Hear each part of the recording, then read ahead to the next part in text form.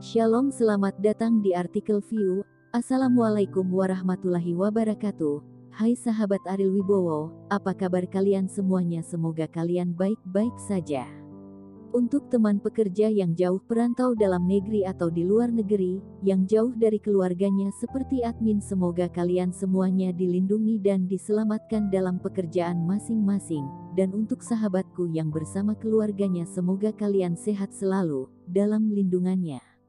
Amin. Episode 142, Kisah Seorang CEO Muda yang Berpura-pura Culun. Kauri, kamu akhirnya kembali. Jika kamu tidak kembali, keluarga ini akan terbalik. Melihat Kauri, Lina dan William bergegas berjalan ke sisinya. Melihat hidung biru dan wajah bengkak William, Kauri bertanya dengan tidak jelas, "Ayah, apa yang kamu lakukan di sini? Mengapa kamu dipukuli?" "Dia memukuliku tanpa mengucapkan sepatah kata pun," William berkata dengan gigi terkatup. "Ariel, bagaimana ini bisa terjadi? Bagaimana dia bisa memukul seseorang? Jangan menjadi Ariel yang jahat, bagaimana dia bisa memukulinya?" Kauri tidak mempercayai mereka sama sekali. Dia tahu betul orang seperti apa Ariel itu, jadi bagaimana dia bisa menyerang ibu dan ayahnya. Pada saat ini, Arjun berdiri, menoleh dan berkata, "Aku melakukannya. Kamu tidak perlu meragukannya." Ketika Arjun melihat Kauri dengan jelas, dia tercengang. Penampilannya lebih baik daripada yang lain, model terkenal yang pernah dia mainkan. Bajingan Ariel yang tidak berguna memiliki keberuntungan yang begitu baik. Dia bergabung dengan keluarga Wijaya dan mendapatkan istri yang begitu cantik. Ketika Kauri mendengar kata-kata ini, rasanya seperti disambar petir. Bagaimana mungkin Ariel bisa memukul seseorang? "Ariel, kamu, apakah mereka memaksamu untuk melakukan sesuatu?" Kauri bertanya. Menurut pendapatnya, Lina dan William pasti telah membuat tuntutan berlebihan pada Ariel, jadi Ariel terpaksa memukulnya.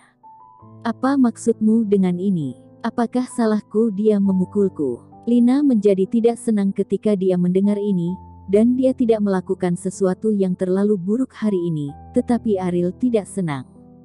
"Biarkan dia membawa air segera setelah dia pulang. Dia benar-benar mengabaikan kita sekarang, dan saya pikir sayapnya mulai keras," kata William. Kauri memandang Ariel. Tidak peduli apa yang dikatakan Lina dan William. Dia ingin melihat bagaimana Ariel menjelaskan. Dia mengenal orang tuanya dengan sangat baik. Lebih baik mempercayai Ariel daripada mempercayai mereka. Tapi orang di depannya adalah Arjun, bukan Ariel, jadi Kauri benar-benar tercengang dengan kata-katanya. "Mulai hari ini, keluarga ini, saya memiliki keputusan akhir. Saya harap ini adalah terakhir kalinya mereka dipukuli," kata Arjun acuh tak acuh. Kauri berdiri di sana dengan linglung. Ini sama sekali bukan sifat Ariel yang dia kenal. Seolah-olah dia tiba-tiba berubah menjadi orang yang berbeda, tapi penampilannya memang Ariel. "Mengapa kamu melakukan ini? Mengapa kamu memukul orang tuaku?" Kauri bertanya dengan suara yang dalam. "Aku sudah dipermalukan selama 3 tahun, bukankah itu cukup? Kamu masih perlu bertanya kenapa? Di matamu, aku seharusnya tidak berguna seumur hidupku," Arjun berkata sambil tersenyum. Kalimat ini merupakan pukulan telak bagi Kauri, karena Ariel telah mengalami perubahan yang mengejutkan, dan dia bukan lagi Ariel yang dia kenal. 3 tahun penghinaan memang cukup baginya, tetapi apakah dia perlu menggunakan metode ini untuk membuktikan bahwa dia tidak lagi pengecut? Bagaimanapun, keduanya juga orang tuanya, bukan? Mungkinkah setelah pergi ke kota sekali, dia benar-benar berubah? "Kapan makan malamnya?" Arjun berkata kepada Inem, menggosok perutnya. Inem juga sangat takut pada Arjun.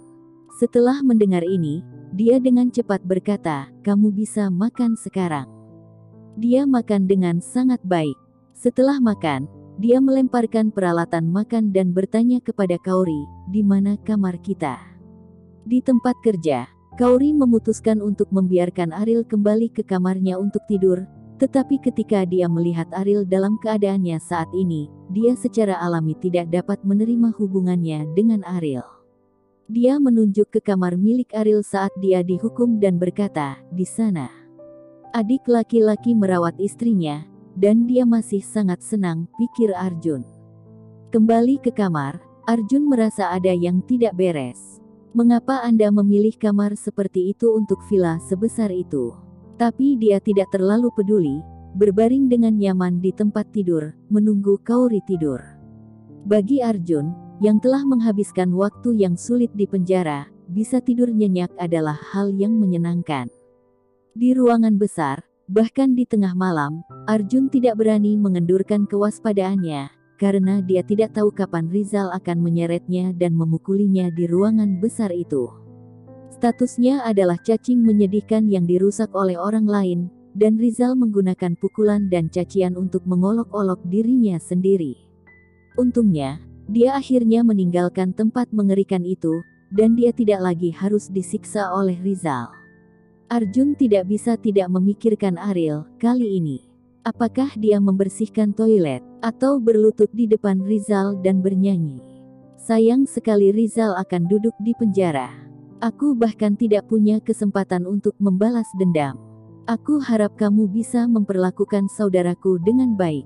Lebih baik bermain beberapa kali sehari, idiot itu sudah cukup untuk kamu mainkan. Arjun tersenyum pada dirinya sendiri. Berbicara pada dirinya sendiri, Arjun mengira Ariel sedang menderita di penjara, tapi saat ini, Rizal sedang memijat Ariel. Arjun yang santai tanpa sadar tertidur, ketika dia bangun, sudah jam 3 pagi. Melihat Kaori tidak berbaring di sampingnya, Arjun tidak bisa menahan tawa. Itu gelandangan, bukan berarti kamu tidak tidur dengan Kaori selama bertahun-tahun. Percuma saja. Arjun duduk, menggosok wajahnya dan menjadi lebih sadar dan melanjutkan, jika kamu belum menyentuhnya, itu akan lebih murah bagiku. Wanita cantik seperti itu masih merupakan tempat yang bagus. Aku menghasilkan banyak uang. Setelah itu, Arjun meninggalkan ruangan hanya dengan mengenakan celana. Setelah menentukan kamar tempat Kaori tidur, Arjun menendang pintu hingga terbuka. Kaori langsung terbangun. Ketika dia melihat Arjun, dia bertanya dengan panik, "Ariel, apa yang ingin kamu lakukan?" Melihat mata merah dan bengkak Kaori, Arjun berkata sambil tersenyum.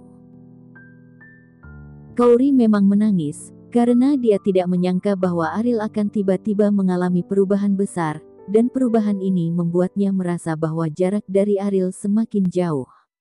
Dia takut dia akan benar-benar terpisah dari Ariel karena ini. Sangat menyedihkan, biarkan aku menghiburmu. Arjun berjalan ke kamar dan menutup pintu. Kaori duduk dan menyilangkan lututnya dengan tangannya. Dia berkata dengan waspada, "Apa yang ingin kamu lakukan? Keluar." "Apa?" Arjun tersenyum dingin dan berkata, "Kamu adalah istriku, apalagi yang bisa aku lakukan untukmu? Tidurlah denganku, itu benar." Kaori menggelengkan kepalanya dengan tidak percaya.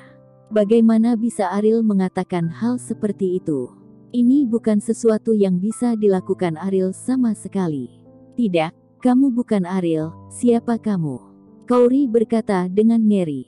Dia telah bersama Ariel selama 3 tahun, dan dia sangat akrab dengan Ariel, tetapi orang di depannya membuatnya merasa seperti orang asing. Bahkan jika seseorang telah berubah, tidak mungkin tiba-tiba menjadi seperti orang lain.